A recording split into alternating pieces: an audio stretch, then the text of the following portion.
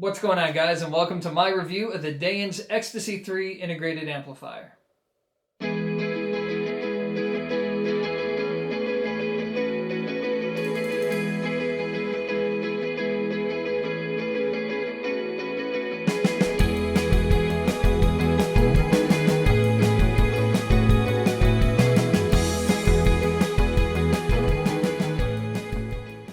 Alright, so as most of you know, I really don't like going over specifications in my reviews just because that information is already available on the manufacturer's webpage. Still, in the case of the Ecstasy 3, I'm going to make an exception because it's so straightforward. In fact, I love that because it's a consummate example of what Dayens is all about, which is bringing hi-fi purist pieces to the market. And in the case of the Ecstasy 3, well, you get 4 analog inputs, you get a tape input for the 3 people who still listen to tape out there, but the good news is you do get a remote control. So for those of you who are too lazy to actually get up and to turn knobs, huzzah! Now, when it comes to specifications, this will output roughly 100 watts into 8 ohms or 150 watts into 4 ohms. The price is going to be around $2,000 US, which I think is a pretty good value for something that is both designed and assembled in Serbia. Now, before we get to the review, I first want to share a little story with you all because it's really good to get an appreciation for what it is that something like this brings to the table. So, when it comes to the Ecstasy 3, it's obviously the latest iteration of their flagship integrated amp, and it all started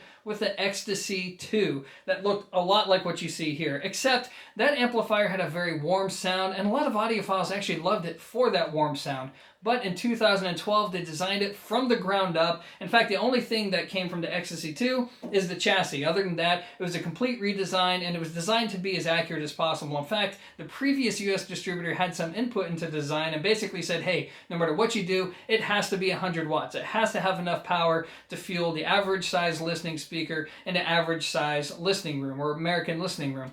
So the Ecstasy 3 was born, and now let's talk about how it sounds.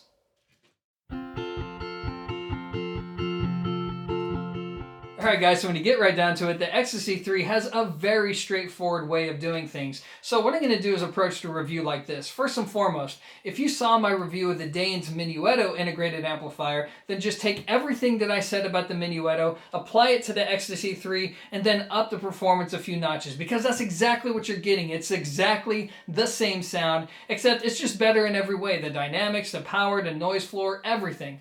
But if you're saying, Sean, well, I never really saw that video. I kind of don't care to. Can you just tell me how it sounds already? Sure. All right, so think of it like this. Whenever you bring a new component home, usually something stands out, right? Usually it's the bass, it's the mid-range, maybe the treble has some sparkle, maybe it's on the forward side of neutral, maybe it's laid back, maybe it's really dark sounding. Well, the Ecstasy 3 kind of just rides in between all of that. It's actually very neutrally voiced, and I would say the hallmarks of its sound is this effortless clarity. It's a very simple circuit, so everything from the top end to the mid-range to the bass just has this effortless clarity, and there's balance. Nothing is overdone or overdone. The mid-range sounds clean, it's clear, but there's no real warmth to it, nor does it sound particularly thin. The same thing with the bass, and even the top end. Yeah, there's a little bit of expression there, but again, it's not voiced to sound forward, nor is it voiced to sound rolled off. It's just right there in between, which means this is a wonderful solution for somebody who says, man, I am tired of colored sounding amplifiers. I want something that just passes a signal from point A to point B. I want to experience the recordings for what they are, not what somebody else thinks they should be. Well, you know what? If that's you, this is going to be a damn good solution. And as it just so happens, it has enough power to fuel most speakers pretty well. But the question is, well, Sean, does that mean it's a thin sounding amplifier? Well, I think it depends. If you're coming from an amp that has a very warm sound to it, you might feel that way. Also, I've come to find that when you pair this thing up with speakers that use metal drivers, it's not always the best pairing. However, I also come to find that when you pair this integrated up with speakers that use thick drivers, like the Polk Audio LSIs, for example, or even Dayens' own loudspeakers. In fact, if you check out their speakers, they tend to use pretty thick drivers that respond to a lot of current. Then you end up with almost like the best of both worlds, because you end up with this effortless clarity, but that warmth that's present in those other speakers is tamed just enough. So this results in kind of this musical sound that at the same time is still very clean and clear. So it just depends on how you use the Ecstasy and what your expectations are. But overall, I would say it's a damn fine piece, especially for the money. But still, nothing's perfect, so let's talk about some of the compromises. All right, so when it comes to purist hi-fi pieces, it'd be pretty easy to criticize them for a lack of features, but that would be stupid because that's kind of the whole point. But instead, the only thing I'm going to hone in on here is just the lack of a variable pre-out. I don't know why the hell there's a focus on tape when a variable pre-out would just be so much more valuable to customers. But beyond that, I don't have any complaints, and really, that just leads me to my final thoughts.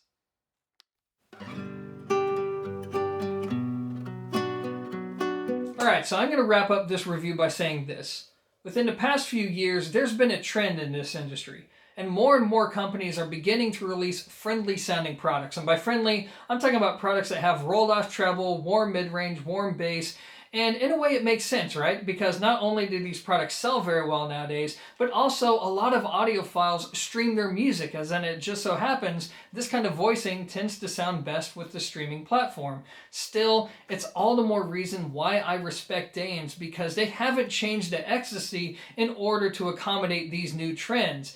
And what this means is this product's actually become an even better value as time goes on, just because there's not that many solutions for $2,000 that are as neutral and as honest as the Ecstasy 3. And I know some of you are going to say, well, Sean, that's great, but it doesn't sound like it's a very musical piece. Well, it depends on how you define musical, and let me give you a great example. Last year I had a friend come over, they listened to my main setup. I think I had the Tecton double impacts at the time.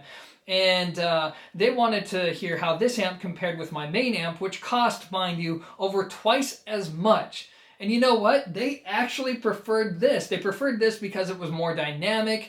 They preferred it because it was more powerful. It was cleaner. It just was more effortless sounding. And to them, all of that culminated into a more engaging and musical experience. So it's important to note that just because something is neutral doesn't mean it's not musical. And when it comes to Ecstasy 3, I think it's a great piece. I think it fits an important niche within its price point. And yeah, obviously it is a pretty positive review. And for those of you who are looking for a solution like this, you'll probably be pretty happy. Anyways, guys, that's just my review. As always, thanks for watching. And until next time, peace.